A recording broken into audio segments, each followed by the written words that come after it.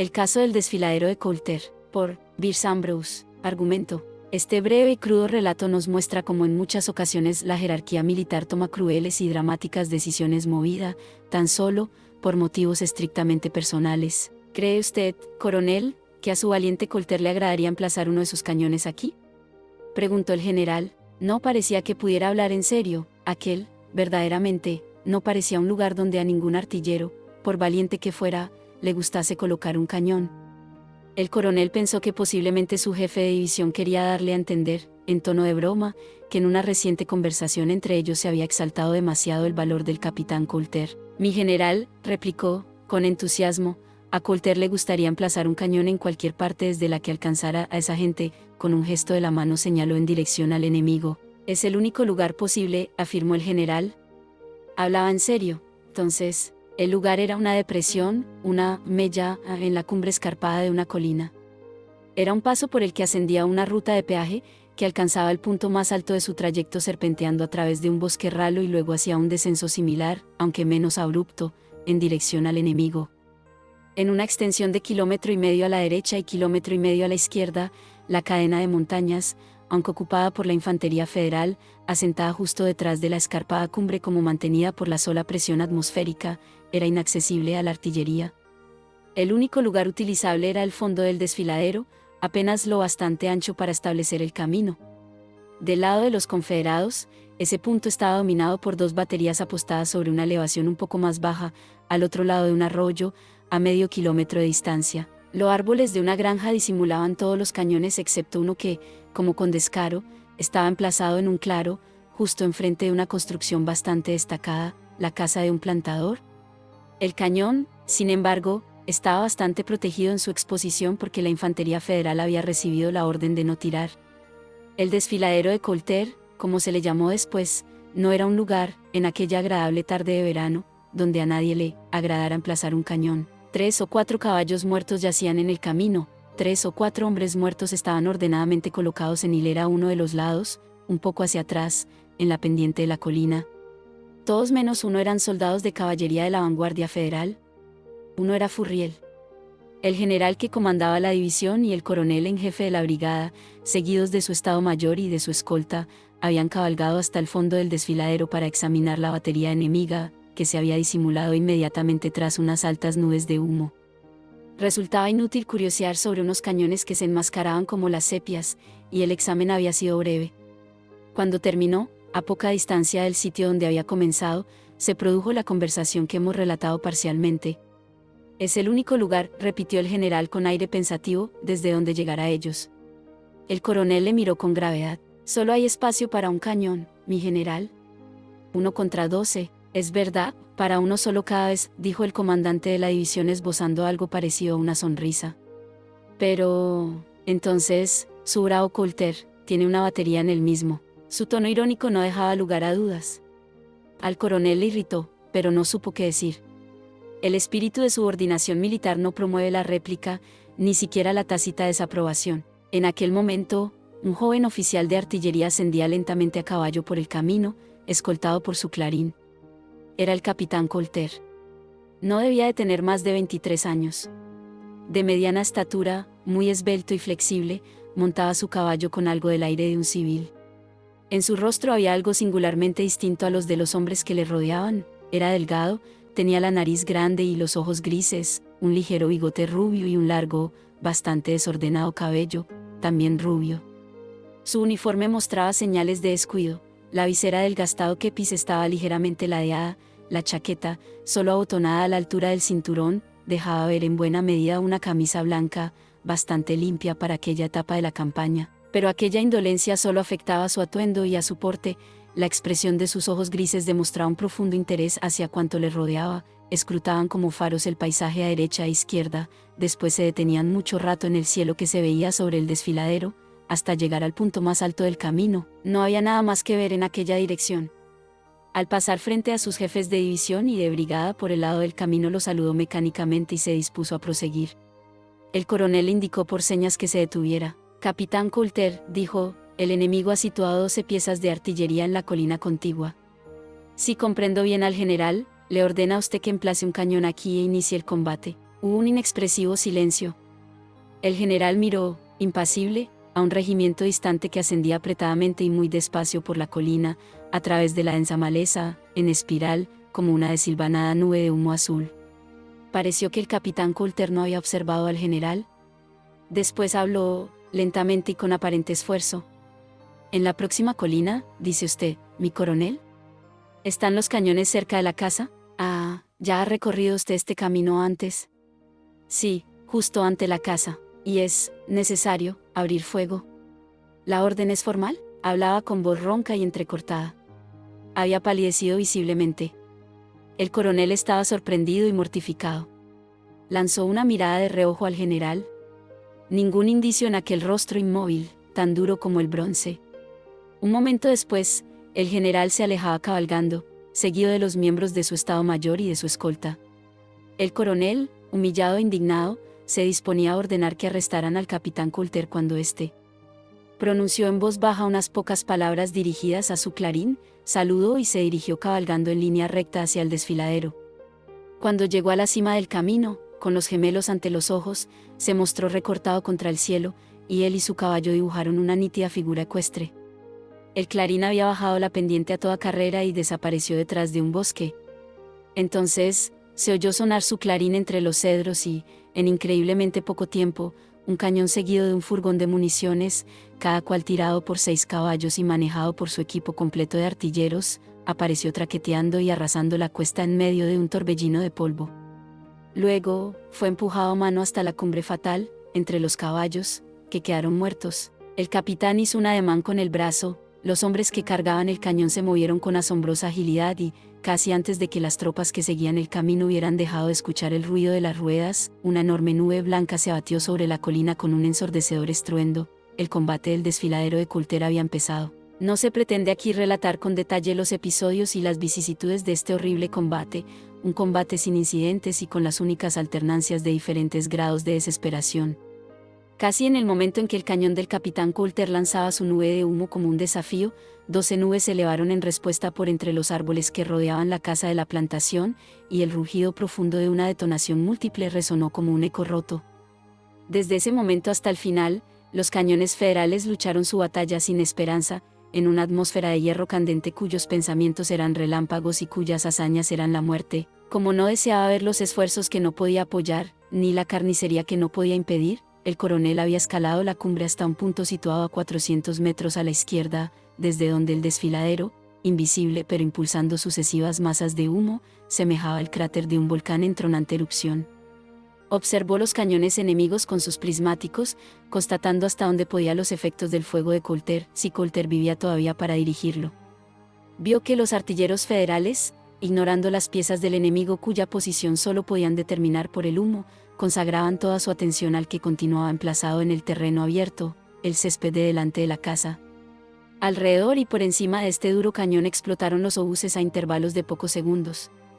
Algunos hicieron explosión en la casa, como se pudo ver por unas delgadas columnas de humo que subían por las brechas del techo. Se veían claramente formas de hombres y caballos postrados en el suelo. «Si nuestros hombres están haciendo tan buen trabajo con un solo cañón», dijo el coronel a un ayudante de campo que estaba cerca, «deben estar sufriendo como el demonio el fuego de 12. Baje y presente a quien dirija ese cañón mis felicitaciones por la eficacia de su fuego». Se volvió a su ayudante mayor y agregó: «¿Observó usted la maldita resistencia de Coulter a obedecer órdenes?». «Sí, mi coronel». «Bueno, no hable de esto con nadie, por favor». «No creo que el general se preocupe de formular acusaciones. Tendrá sin duda bastante que hacer para explicar su papel en este modo tan poco usual de divertir a la retaguardia de un enemigo en retirada». Un joven oficial se aproximó desde la parte de abajo, escalando sin aliento la pendiente. Casi antes de saludar, exclamó, jadeando: «Mi coronel, me envía el coronel Armon para informarle que los cañones del enemigo se hallan al alcance de nuestros fusiles y casi todos son visibles desde numerosos puntos de la colina». El jefe de brigada le miró sin demostrar el menor interés. «Lo sé», respondió, tranquilamente. El joven ayudante estaba visiblemente azorado. «El coronel Armon quisiera autorización para silenciar esos cañones». «Yo también», replicó el coronel con el tono de antes. «Salude de mi parte al coronel Armon y dígale que todavía rigen las órdenes del general para que la infantería no abra fuego». El ayudante saludó y se retiró. El coronel hundió los talones en tierra y dio media vuelta para continuar mirando los cañones del enemigo. «Coronel», dijo el ayudante mayor, «no sé si debería decir nada, pero hay algo extraño en todo esto. ¿Sabía usted que el capitán Coulter es del sur? No. Lo era, de verdad. Oí que el verano pasado, la división que el general comandaba entonces se encontraba en las cercanías de la plantación de Coulter, acampó allí durante unas semanas y... Escuche», le interrumpió el coronel levantando la mano. «¿Oye usted eso?». Eso era el silencio del cañón federal. El Estado Mayor, los asistentes, las líneas de infantería situadas detrás de la cumbre, todos habían oído y miraban con curiosidad en la dirección del cráter, de donde no ascendía ya humo sino solo algunas nubes esporádicas procedentes de los obuses enemigos. Entonces llegó el toque de un clarín y el ruido débil de unas ruedas. Un minuto más tarde, las agudas detonaciones comenzaron con redoblada actividad. El cañón destruido había sido reemplazado por otro, intacto. «Este audiolibro ha sido descargado desde Audiolibros YouTube, tu mejor opción». «Sí», dijo el ayudante mayor, continuando su historia, «el general conoció a la familia Coulter. Hubo problemas, ignoro de qué naturaleza. Algo que concernía a la esposa de Coulter. Es una rabiosa secesionista, cornó casi todos en la familia, excepto Coulter, pero es una buena esposa y una dama muy educada». En el cuartel general del ejército se recibió una queja. El general fue transferido a esta división. Resulta extraño que después de eso la batería de Coulter haya sido asignada a ella. El coronel se había levantado de la roca donde estaba sentado. Sus ojos llameaban de generosa indignación. «Dígame, Morrison», dijo, mirando a su chismoso oficial del Estado Mayor directamente a la cara, «¿le contó esa historia a un caballero o un embustero?». «No quiero revelar cómo me llegó, mi coronel, a menos que sea preciso», enrojeció ligeramente, «pero apuesto mi vida que es verdad». El coronel se giró hacia un corrillo de oficiales que estaba a cierta distancia. «Teniente Williams», gritó. Uno de los oficiales se apartó del grupo y, adelantándose, saludó y dijo: «Discúlpeme, mi coronel, creía que estaba usted informado. Williams ha muerto abajo, al pie del cañón. ¿En qué puedo servirle, señor?». El teniente Williams era el edecán que había tenido el placer de transmitir al oficial que comandaba la batería las felicitaciones de su jefe de brigada. «Vaya», dijo el coronel, «y ordené la retirada de esa pieza inmediatamente». «No. Iré yo mismo». Bajó a todo correr la cuesta que conducía a la parte de atrás del desfiladero, franqueando rocas y malezas, seguido de su pequeña escolta, entre un tumultuoso desorden. Cuando llegaron al pie de la cuesta, montaron sus caballos, que los esperaban, enfilaron a trote rápido por el camino, doblaron un recodo y desembocaron en el desfiladero. El espectáculo que encontraron allí era espeluznante. En aquel desfiladero, apenas suficientemente ancho para un solo cañón, habían amontonado los restos de por lo menos 4 piezas. Si habían percibido el silencio de solo el último inutilizado, era porque habían faltado hombres para sustituirlo rápidamente por otro. Los desechos se esparcían a ambos lados del camino. Los hombres habían logrado mantener un espacio libre en el medio en el que la quinta pieza estaba ahora haciendo fuego. ¿Los hombres? Parecían demonios del infierno. Todos sin gorra, todos desnudos hasta la cintura, su piel, humeante, negra de manchas de pólvora y salpicada de gotas de sangre. Todos trabajaban como dementes, manejando el ariete y los cartuchos, las palancas y el gancho de disparo. A cada golpe de retroceso, apoyaban contra las ruedas sus hombros tumefactos y sus manos ensangrentadas, y encajaban de nuevo el pesado cañón en su lugar. No había órdenes. En aquel enloquecido revuelo de alaridos y explosiones de obuses, entre el silbido agudo de las esquirlas de hierro y de las astillas que volaban por todas partes, no se hubiera oído ninguna orden. Los oficiales, si es que quedaban oficiales, no se distinguían de los soldados. Todos trabajaban juntos, cada uno, mientras aguantaba, dirigido por miradas. Cuando el cañón era escobillado, se cargaba, cuando estaba cargado, se apuntaba y se tiraba. El coronel vio algo que no había visto jamás en toda su carrera militar, algo horrible y misterioso: el cañón sangraba por la boca. En un momento en que faltaba agua, el artillero que esponjaba la pieza había empapado la esponja en un charco de sangre de uno de sus camaradas. No había ningún conflicto en todo aquel trabajo. El deber del instante era obvio.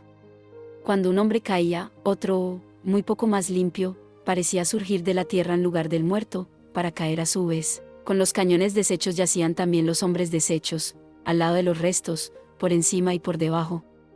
Y, retrocediendo por el camino, una horripilante procesión, se arrastraban con las manos y las rodillas los heridos capaces de moverse.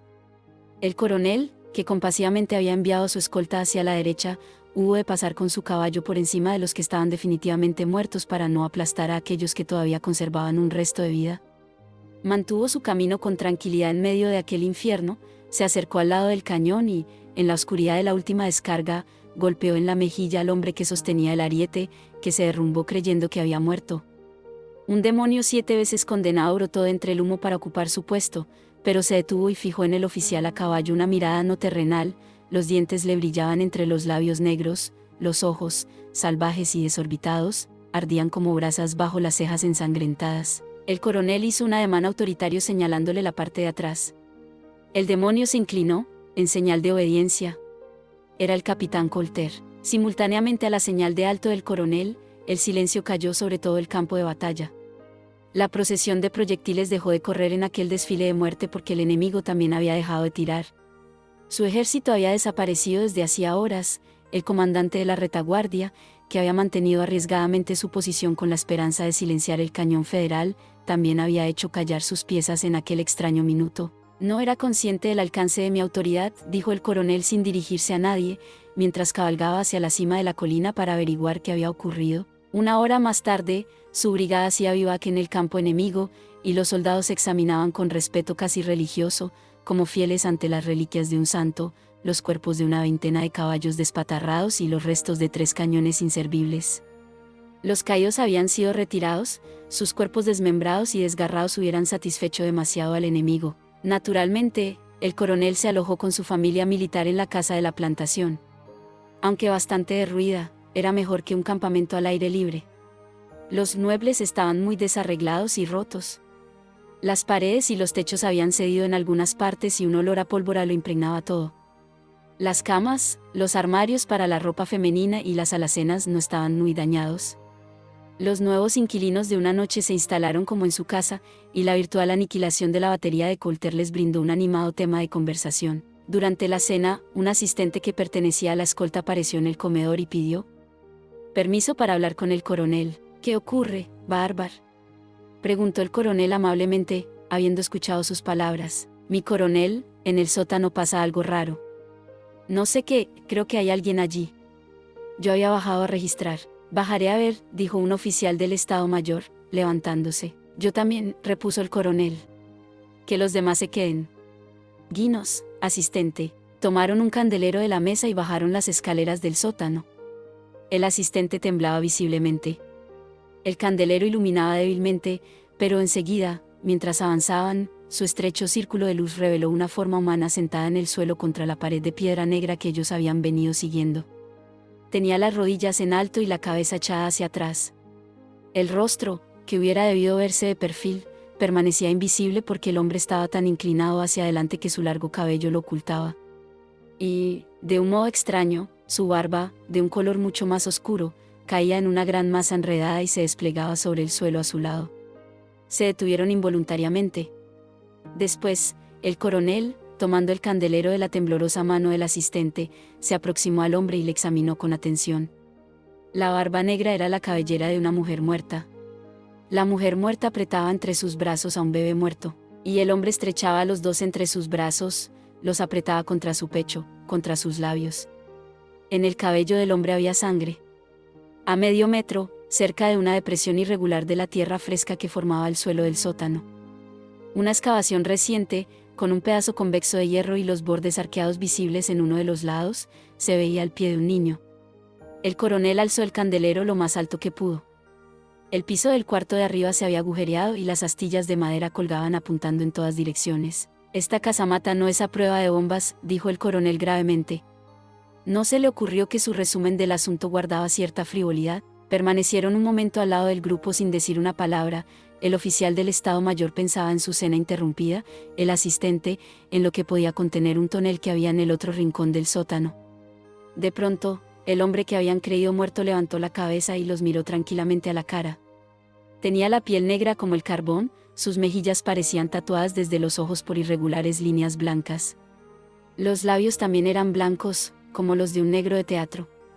Tenía sangre en la frente. El oficial del Estado Mayor retrocedió un paso y el asistente, «¿Qué hace usted aquí, amigo?», preguntó el coronel, inmutable. Esta casa me pertenece, señor, fue la réplica, deliberadamente cortés. ¿Le pertenece? Ah, entiendo. ¿Y estos? Mi mujer y mi hija. Soy el capitán Coulter. Un nuevo audiolibro cada día. Las mejores obras maestras disponibles aquí. Con la mejor voz femenina real. Tu mejor opción. Audiolibros YouTube.